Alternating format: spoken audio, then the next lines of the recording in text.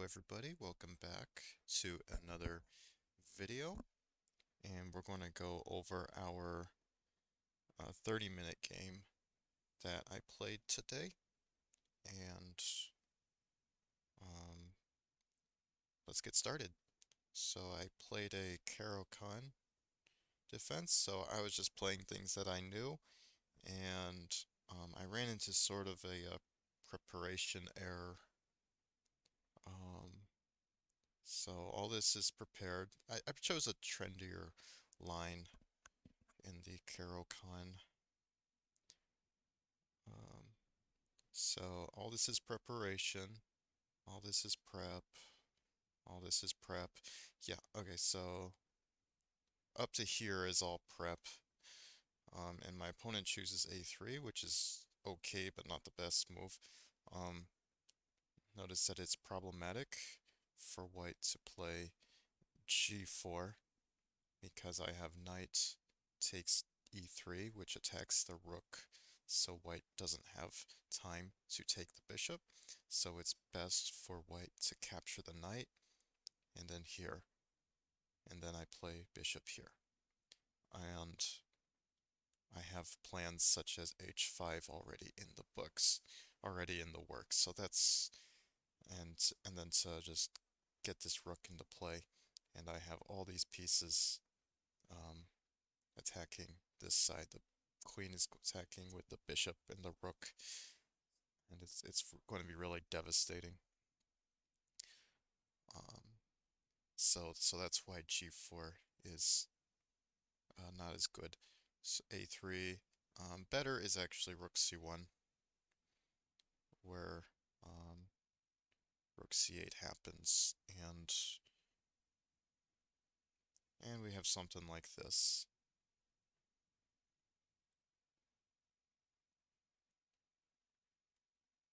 Something like this happening. A very balanced game where white's king is a little airy, but black doesn't have enough pieces to attack that side. So that's what could have happened. Um, Instead, I lashed out with this move a5. Um, and this is why it's really important to check your database, not during the game, but after the game, because this is actually inaccurate because the b5 square is now really weak, and then white's pieces can attack weaknesses. Um, so let me show you a tool that I use when I'm going over games. It's called, I use the chess-based database that's found online. I'll put a link in the description below, but um, this is what I use. So if we flip the board and we look at um, the game,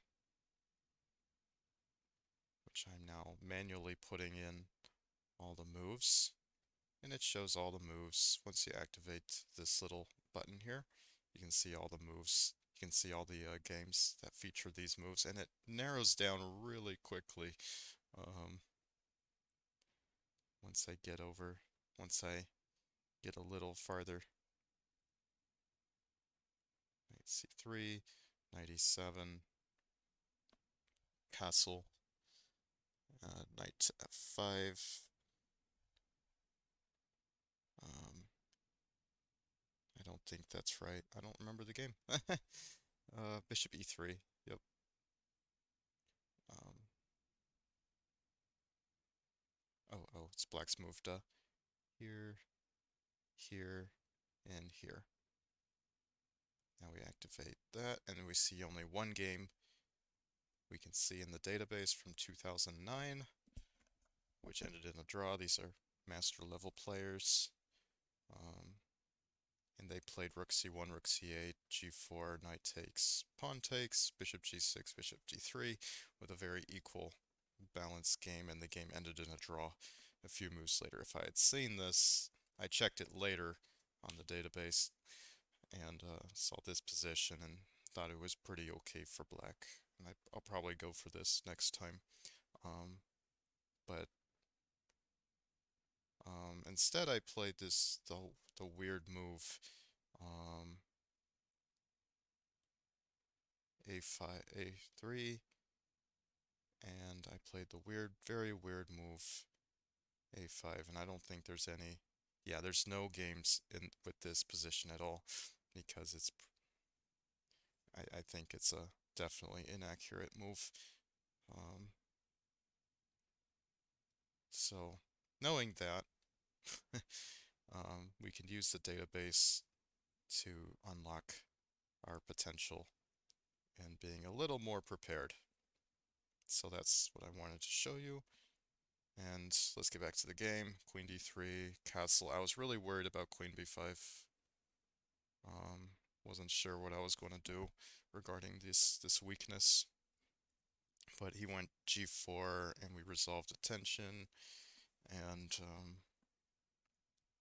then I played rook c8, and he didn't actually go for my weaknesses at all, which I was very happy with. But b6 becomes weak because if I ever move my queen, this square is now available for the knight. So I played this very weak move. I didn't know what else to do. Apparently better was just to play h6, give me an escape route for the king, which that's fair. And I have zoomed in too far because I fat fingered some buttons. There we go. And yeah, this is still equal. Instead, I play this and allow this crap. Rook b8 here, and then I play the defensive knight a7.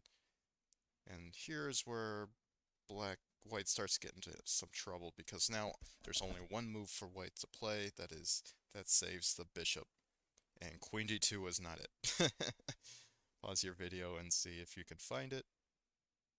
I'm revealing the answer now. The answer is a4. Um, so now I have queen b6. We just capture, capture, and knight, and I can't capture with the queen. So yeah, a4 was the only idea.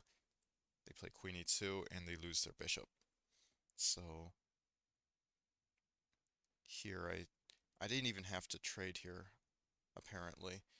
I just saw the threat here and thought I had to, I just saw the threat on d7. I thought I had to trade, so I traded and allowed a little too much counterplay. Um, but I was very lucky that they kind of played a4. I was kind of lucky they played a little suboptimally, and I swapped rooks, and they went for a trickier line, and I took their pawn, activated my rook, and yeah, I allowed way too much, but I traded queen. I was able to trade queens here, and I thought I was doing very well. Um, I do have to make sure this pawn does not promote, so I have to get my bishop in somehow. And I play h6 because I thought there were some back rank ideas in some lines. a5, and then I play bishop there, which does multiple things. It um, defends that square, defends this square from the rook, defends this square, defends all these. Basically a monster bishop. Knight d6. Now their knight is getting in trouble, and I block their pawn. King up, king over, rook a4. The rook's trying to get into the game, but notice that all the entry points were covered. Um, I thought maybe perhaps they would try for this idea. Um, but I wasn't sure what I was going to do here. Maybe play like knight here. Not too sure. But it didn't happen, so I don't have to worry about it anymore. King e7, king f4, f6, just trying to get rid of the pawn so I could take the knight. The knight's in real trouble. h4, and then I attack the king with g5, and all this is just technique, and I basically, the knight is now trapped, and Yeah, b7 is always a dumb square for the knight in endgames. It's like, let me show you. Like all of these squares are considered the dumb square for the knight. It's really bad to put a knight on this square in an endgame because it just doesn't have a very good potential to do anything. Um, does very little on b7 as opposed to all the other squares apart from the corner. And this is all just a matter of technique. And he's resisting, but I'm winning material. And he actually I could have actually landed into a stalemate trick if I had, say, let's say I had just played king up to attack. He could have actually traded here and here, and it's now almost a stalemate as the king has one more square. So I thought that was a stalemate in the game, so I was like, oh shoot. I didn't actually see he had one more square. So I was just trying to let him have one more square, and the game ended this way. I missed mate and won, but I don't care. I win the game here with 2:36 on my clock in a 30-minute game. So I did use a lot of time early, but I also was able to catch up on time by making threats over the board in the position. So I hope you enjoyed that video, and I will see you guys in the next one. If you hit the subscribe button, you'll be notified of future videos. Take care.